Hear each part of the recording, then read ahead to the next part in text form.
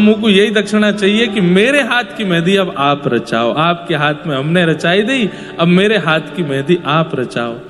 किशोरी जी के हाथ में मेहंदी रचवावे के बाद भानु और श्री कीर्ति मैया दोनों उनसे किशोरी जी कहें कि इनकी रचना देख करके मुझको चंग आ रही है, तो मैं इनके हाथ में रचना कर दूं।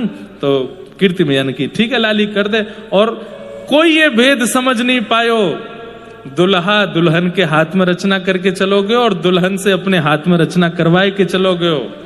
और सब देखते रह गए, सबको लगे कि भैया कोई रचना करवे वारी आई है, वही मेहंदी लगाए करके गई है।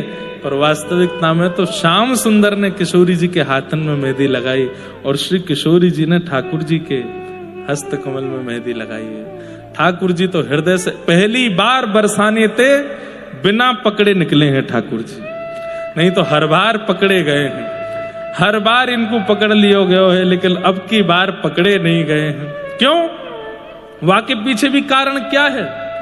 ऐसी रचना बनाई है किशोरी जी के हाथ में कि वह को देखवे के काजे लोगन की भीड़ लगी है, और वह रचना को जो देखे वो देखते ही मोहित है जाए, वो देखते ही रह जाए। सब वही रचना को देखने में व्यस्त है गए। चुपचाप ठाकुर जी बरसानों से निकल के नंदगांव आए गए। नंदगांव आकर के मधुमंगल श्रीदामा सबन को दिखाने लगे, देखो मैं रचना करू आया और अपने हाथ में करवाऊ आया। बोले तेरे हाथ में कौन ने? बोले श्री जी ने करी, लाडली जी ने करी। सब सखा चरण में गिर गए, बोले लाला तेरी लीला तू ही जाने, तू ही कर सके, हम तो विचार करते रह जाएं। पर लाला अब की बार एक बात भाई, बोले कहा हर बार तो पकड़ो गए हो, लेकिन यह बार तू पकड़ो नहीं गए हो।